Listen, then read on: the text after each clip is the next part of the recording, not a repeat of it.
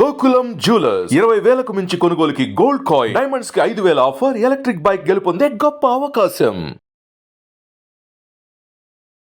నమస్కారం, welcome to I dream. ధర్మ మార్గం విత్ విజిత కార్యక్రమానికి స్వాగతం.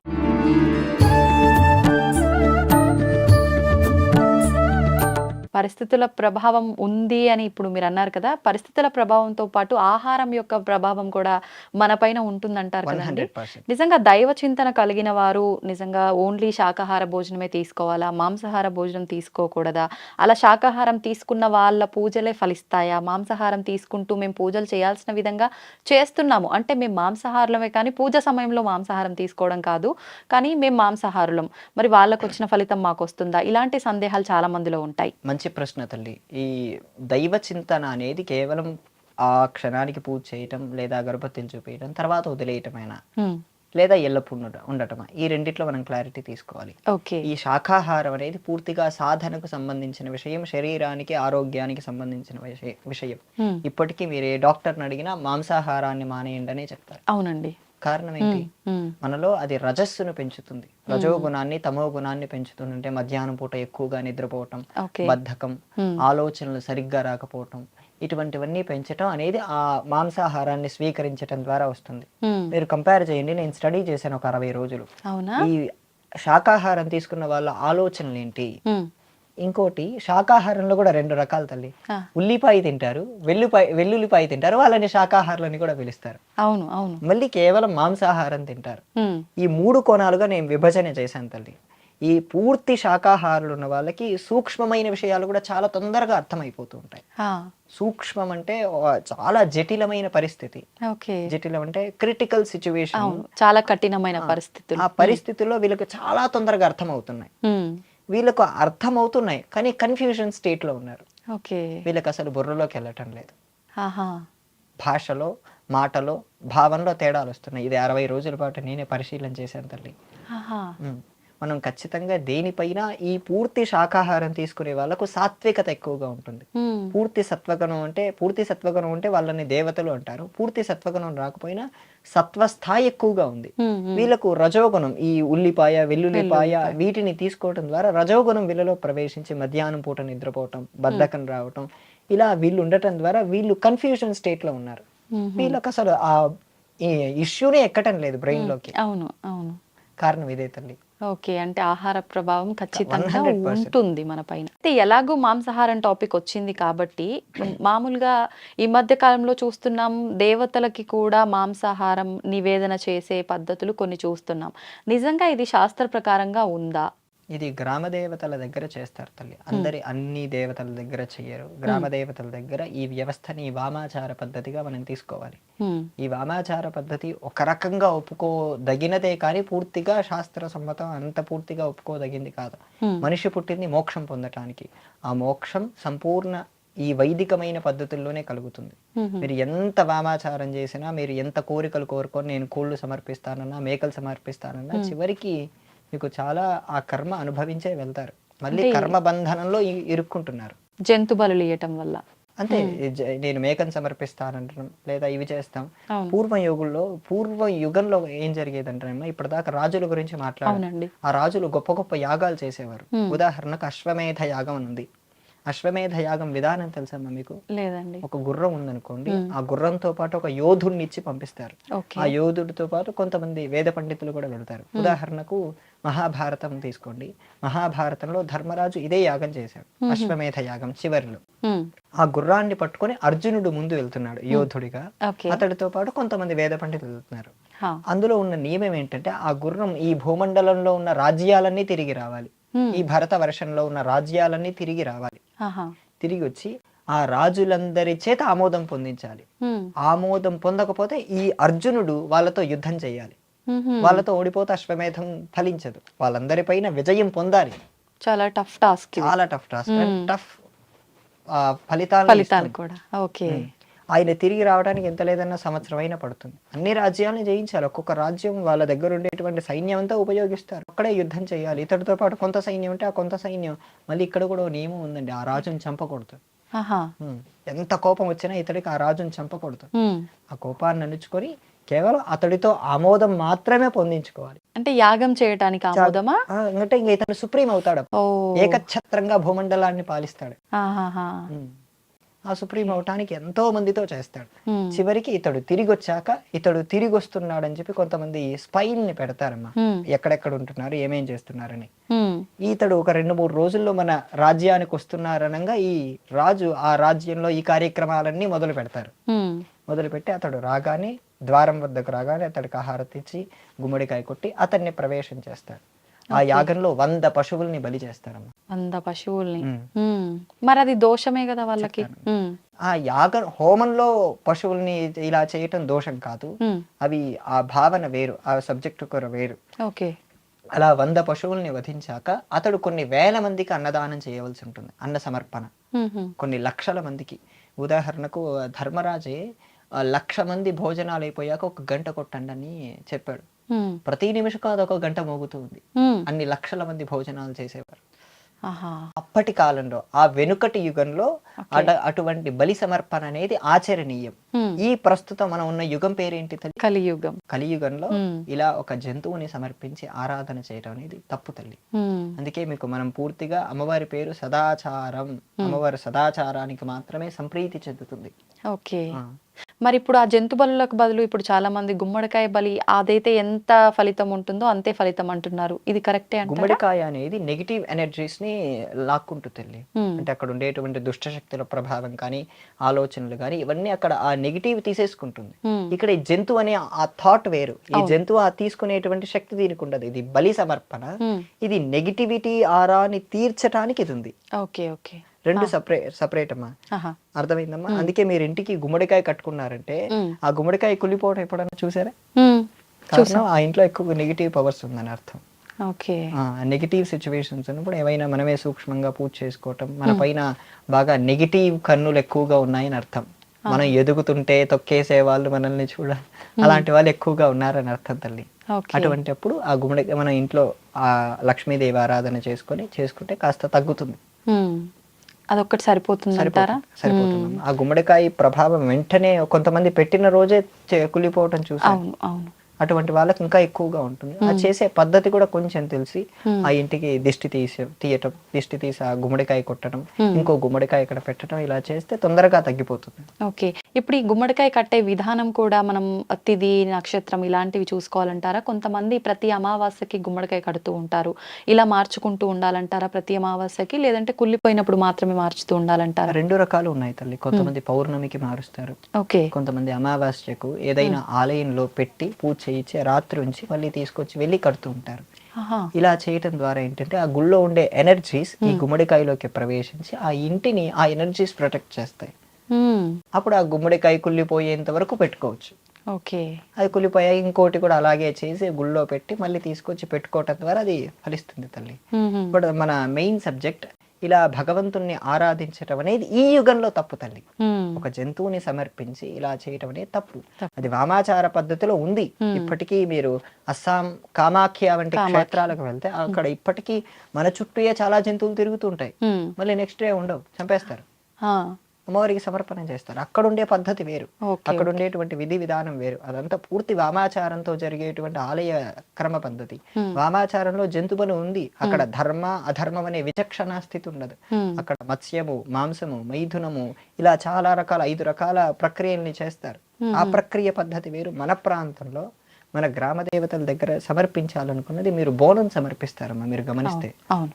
మీ ఇంట్లోనే స్వయంగా ఉండి అన్నము దాంట్లో బెల్లము వేసి మీరే భక్తితో చేసి దాన్ని సమర్పిస్తే అది అమ్మవారు స్వీకరిస్తారమ్మా. ఇంకా కొంతమంది కళ్ళు వంటివి కూడా స్వీకరిస్తారు. కళ్ళు సాక ఇలా సాకగా ఆ పోతురాజు దగ్గర పోయటం వంటివి కూడా చేస్తూ ఉంటారు.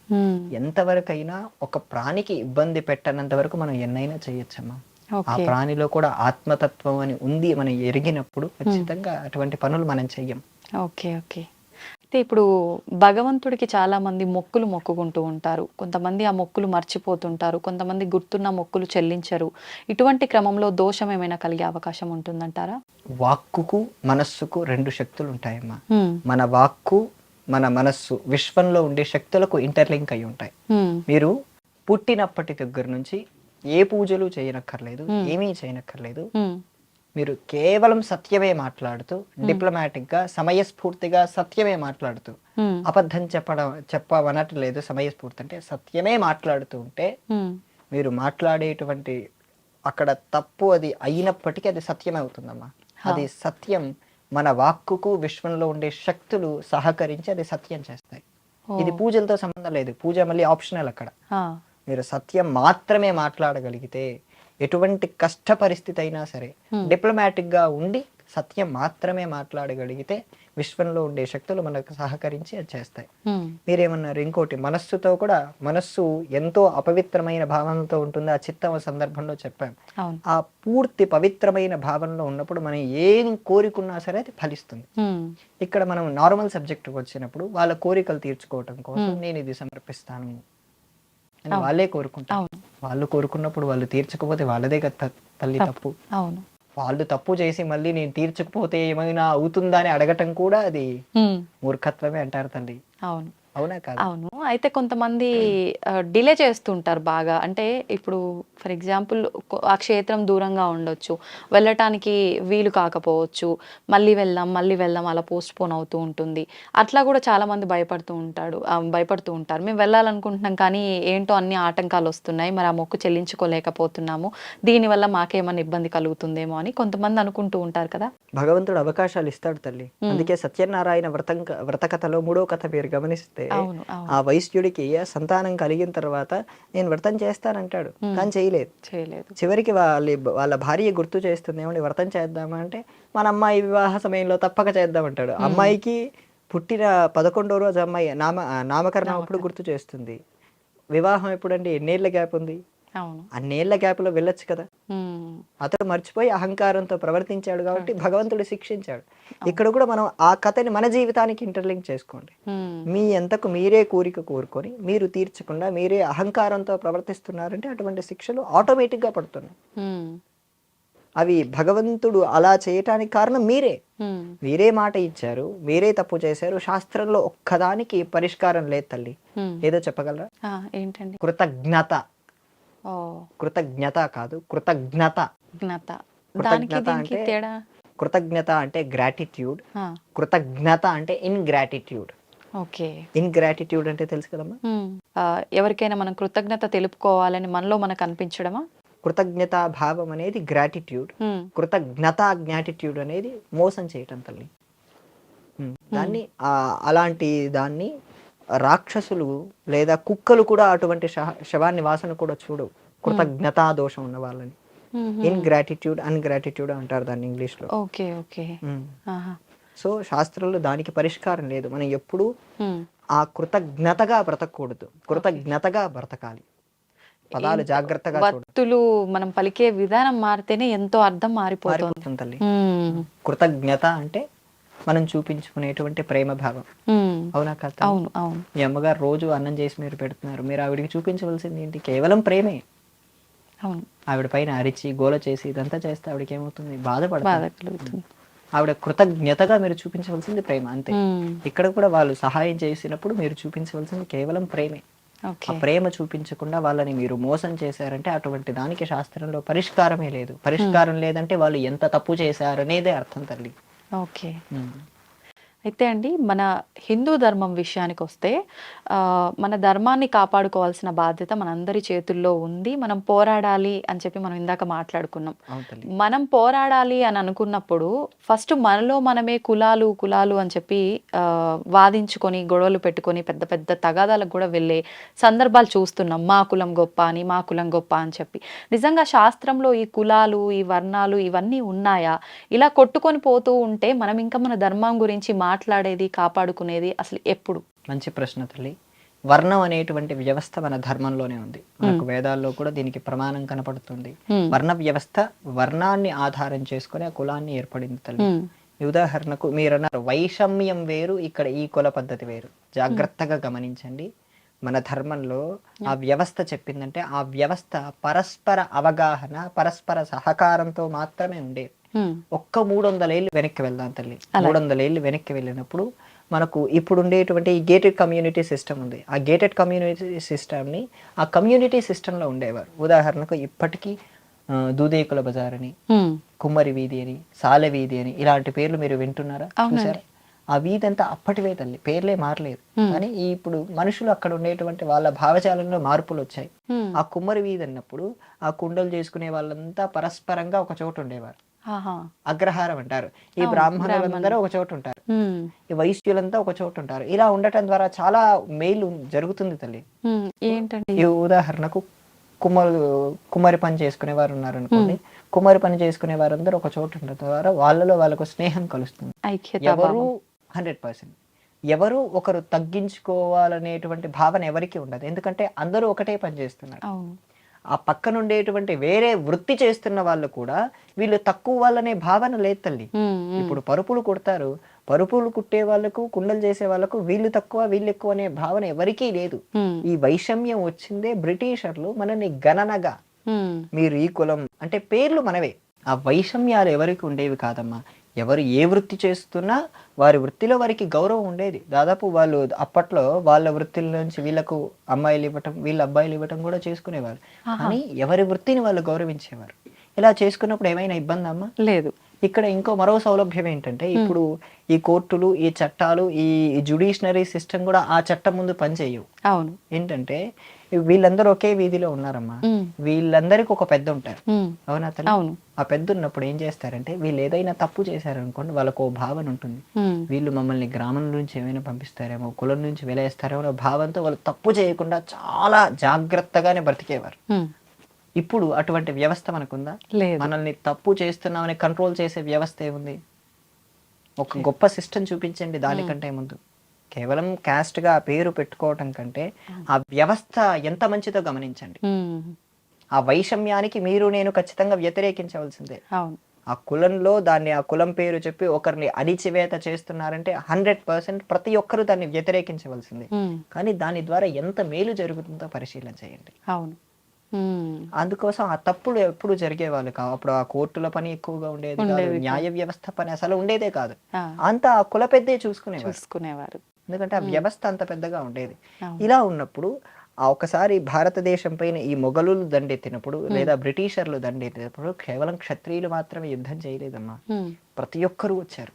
ఆహా, ప్రతి కులం కలిసి భారతదేశానికి స్వాతంత్రం రావటానికి పోరాడారు. ఉమ్, మొట్టమొదటగా ఈ దేశానికి ఈ మొఘళ్ళు వచ్చేటప్పుడు దాహీర్ సేన్ అనేటువంటి రాజు, బ్రాహ్మణుడు ఉమ్, రాజుగా ఉండి తను కాపాడాడు దేశాన్ని. ఆహా, ఇలా ప్రతి కులం నుంచి వారందరికి వారి శక్తి కొలదిగా వారు పోరాటం చేశారు. వారు పోరాటం చేస్తే మనకి ఇంత స్వాతంత్రం సిద్ధించింది తల్లి. ఉమ్, ఈ వైషమ్యాలనేవి ఈ మొఘలుల కంటే బ్రిటిషర్లు తెలివిలో కాస్త ఎక్కువగా ఉన్నారు. అందుకే వాళ్ళు మన గ్రంథాలన్నిటినీ దోచుకెళ్లారు, అవును.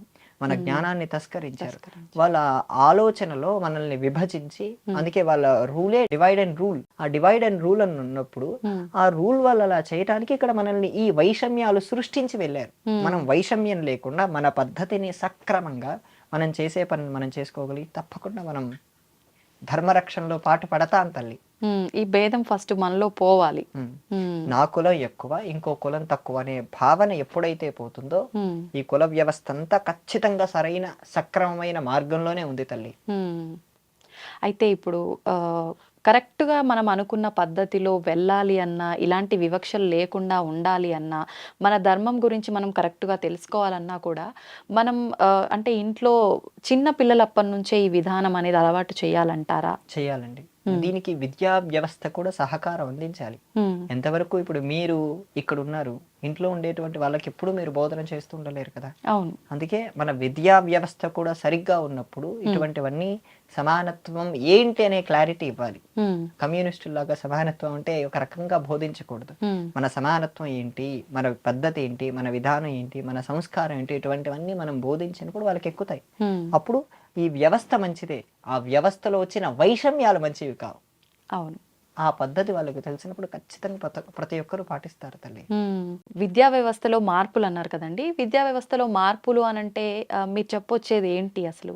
విద్యా వ్యవస్థలో మనకు విద్య ద్వారా మనం పొందేది ఏంటమ్మా? జ్ఞానం. జ్ఞానం. ఆ జ్ఞానం పొంది ఏం చేస్తున్నారు? డబ్బులు మాత్రమే సంపాదిస్తున్నారు. అవును. రైట్. కానీ విద్య ద్వారా ముందు పొందవలసింది జ్ఞానం కాదమ్మా. జ్ఞానం కంటే ముందు కొన్ని స్థాయిలు ఉన్నాయి. విద్యా దదాతి వినయం. విద్య ఇవ్వాల్సింది వినయం. వినయాద్యాతి సాంప్రతాం. క్యారెక్టర్. ఆ వినయం ద్వారా మీకు క్యారెక్టర్ వస్తుంది, తర్వాత మీకు డబ్బులు అనేటువంటి మొదలవుతాయమ్మా. ఓకే. క్యారెక్టర్ లేకుండా, వినయం లేకుండా మీకు ఈ జ్ఞానం ద్వారా ఈ సంపద ఎలా వస్తుంది? ఆ జ్ఞానం అని కూడా అనలేదు, కేవలం నాలెడ్జ్. జ్ఞానం వేరు, నాలెడ్జ్ వేరు. జ్ఞానం అనేది పూర్తి వేరే స్థాయి. ఆ నాలెడ్జ్ అనేది భౌతికంగా మీరు యూట్యూబ్ లోను గూగుల్లో చూసినా సరే ఆ నాలెడ్జ్ పొందవచ్చు. కానీ మీరు వినయం నేర్చుకోవాలన్నా, క్యారెక్టర్ పొందాలన్నా అవన్నీ ప్రారంభ స్థితిలో నుంచే ఉండాలమ్మా. ఆ స్థితి ఇప్పుడు మనకు వ్యవస్థ నేర్పించడం లేదు. 1947 స్వాతంత్రం నుంచి 1977 వరకు మన భారతదేశ విద్యాశాఖ మంత్రులందరూ భారతదేశంలో ఉండే చరిత్రని భ్రష్టు పట్టించారమ్మా. భ్రష్టు పట్టించినప్పుడు మీకు మీ దేశం పైన, మీ ధర్మం పైన గౌరవం లేకుండా చేశారు. మీకు ఇప్పుడు భారతదేశం గురించి ఒక్క నిమిషం చెప్పండి అంటే ఏం చెప్తారు మీరు? చెప్పండి అంటే చెప్పలేరు. అంతే. ఒక 30 సెకండ్లు చెప్పండి అంటే భారతదేశం గొప్పది, నా మాతృభూమి, ఇక్కడ ఉండే ప్రజలందరూ సహోదరులని ప్లేయర్లో చెప్పగలరు. కానీ వ్యక్తిగతంగా భారతదేశమైన ఆత్మ ఏంటి, ఈ భారతదేశం ఇంతలా నిలబడడానికి కారణం ఏంటి, దీనికి శక్తి ఏంటంటే చెప్పడానికి వాళ్ళకి ఆలోచన, థాట్స్ ఇవ్వటం ఉండదు. అవును, ఏదైనా ఫార్మాలిటీకే. ఇప్పుడు మీరు అన్నట్టుగా శ్లోకాలు, స్లోగన్స్ ఏదైతే చెప్తున్నామో అది ఫార్మాలిటీకి కాసేపు స్కూల్లో చెప్పాలంటారు కాబట్టి చెప్తాం అంతే. అంతే తప్ప పాటించటం తక్కువ అయిపోయింది. అవును. ఆ సహోదరులు, నా భారతీయులందరూ నా సహోదరులు ఉన్నప్పుడు ఇప్పుడు ఇక్కడ వైషమ్యాలు ఎందుకు ఉంటాయి? అందుకే మనకు గురుకుల వ్యవస్థ అని ఉండేదమ్మా, మీరు గమనించారు. ఇప్పటికీ నేను అటువంటి వ్యవస్థలోనే చదువుకున్నాను వేదం. అటువంటి వ్యవస్థలో ఉన్నప్పుడు ఏంటంటే మాకు మొట్టమొదటిగా వినయాన్ని నేర్పిస్తారు. వినయాన్ని నేర్పించాక వినయంతో పాటు సంస్కారం వస్తుందమ్మా. పెద్దవాళ్ళతో ఎలా మాట్లాడాలి, మనకంటే తక్కువ వయసున్న వారితో ఎలా మాట్లాడాలి, ప్రత్యేకించి మాకు స్త్రీలతో మాట్లాడే విధానం బాగా నేర్పించేవారు. అందుకే నేను ఇంతసేపు మాట్లాడే మాటలు మీరు నన్ను గమనిస్తే నేను తల్లి అనే పదం దాటెక్కడ మీరు రాలేదు. అవునండి. మాకు ముందు ఆ సంస్కారం బాగా నేర్పిస్తారమ్మా. ఆ సంస్కారం మనకి ఇక్కడ రాగలిగితే ఈ పాఠశాలలో ఇప్పుడు మనకు కావాల్సింది విద్య, వినయం, సంస్కారం, క్యారెక్టర్. ఈ 4 మనం పొందగలిగితే వాళ్ళు నేర్పించే నాలెడ్జ్ నేర్పించకపోయినా మనకు అవసరం లేదమ్మా. ఎందుకంటే ఇప్పుడు అందరూ మీరు బీటెక్ చదవకపోయినా సరే మేము జాబులు ఇప్పిస్తామనే వాళ్ళు వస్తున్నారు కదా.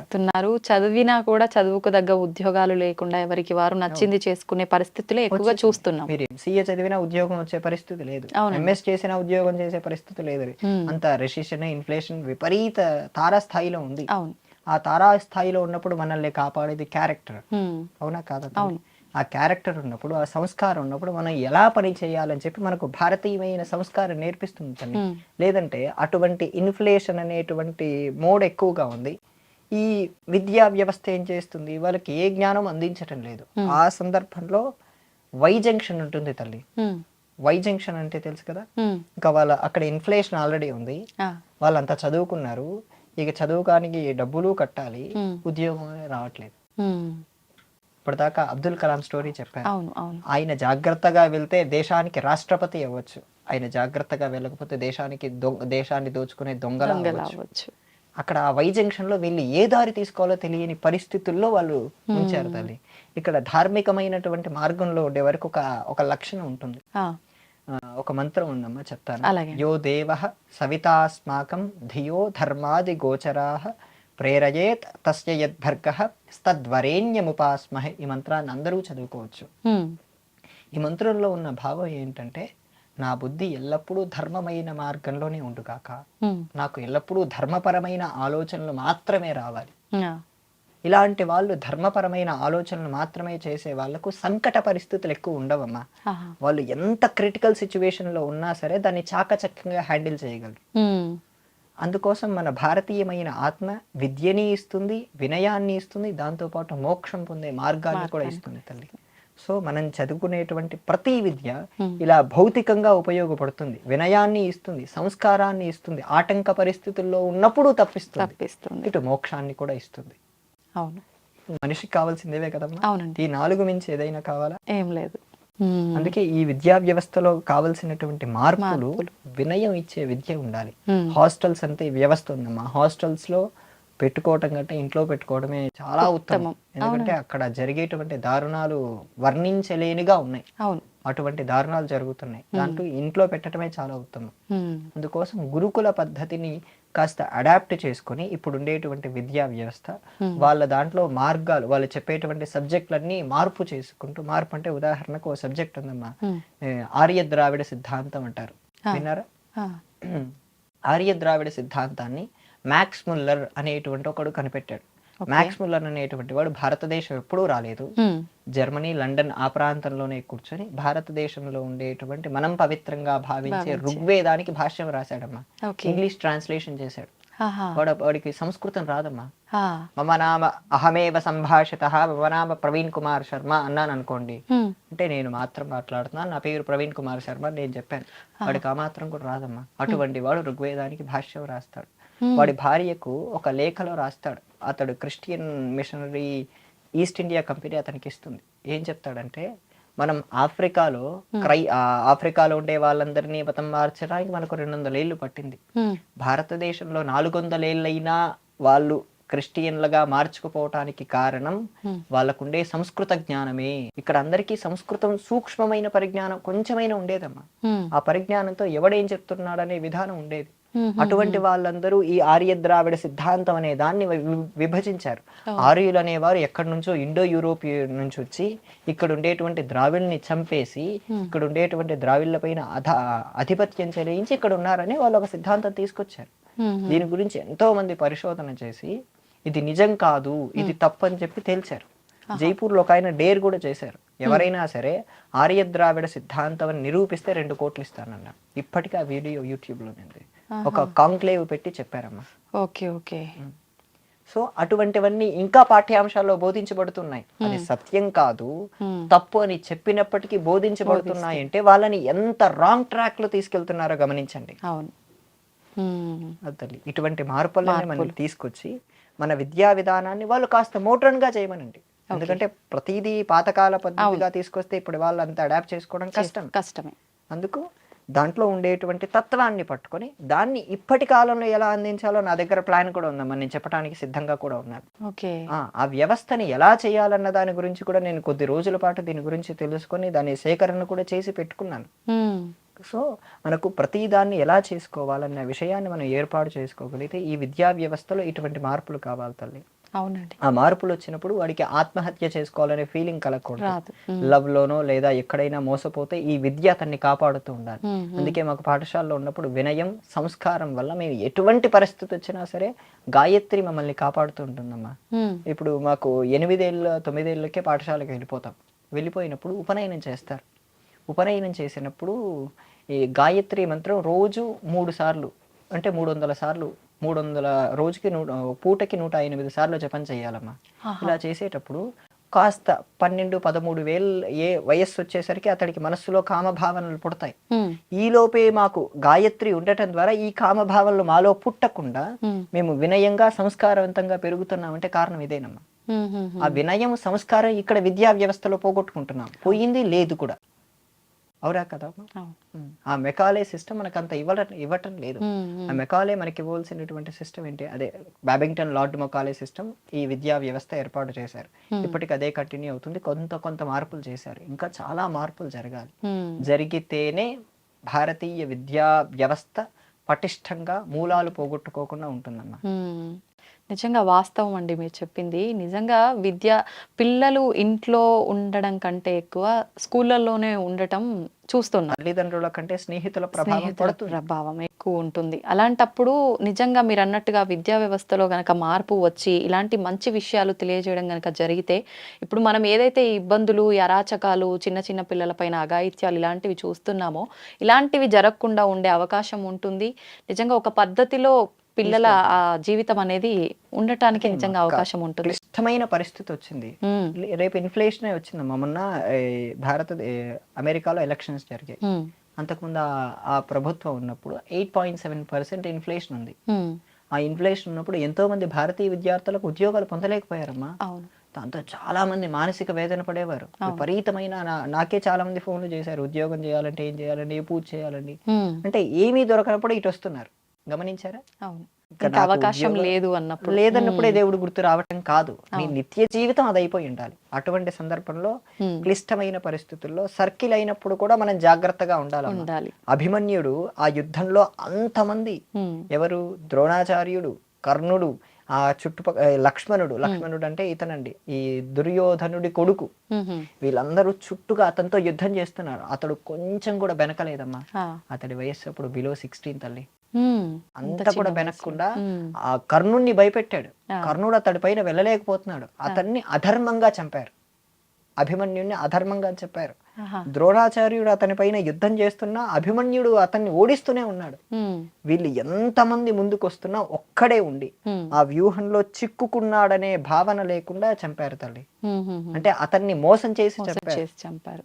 లేదంటే అతడు వాళ్ళందరినీ ఓడించేవాడు. అలా మోసం చేసి చంపడం చివరికి వాళ్ళందరూ ఏమయ్యారమ్మా? చివరికి సత్యమే తెలిసింది కదా. ఇది కూడా అమ్మా, మన విద్యా వ్యవస్థ మనల్ని అభిమన్యులుగా తయారు చేయాలి.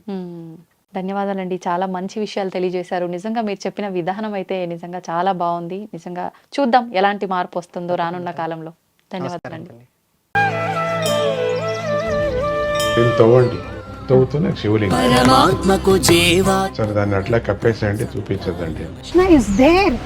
మూర్తి పూజ కాదు, సాక్షాత్ బ్రజేంద్ర నందన భగవాన్ ఉన్నారు మూర్తిలో. ఏమీ ఆశించకుండా ఆరాధించే వాళ్ళు కూడా ఉన్నారా ప్రభుజీ? నిజమైన భక్తి అంటే మనకు తెలియదు కాబట్టి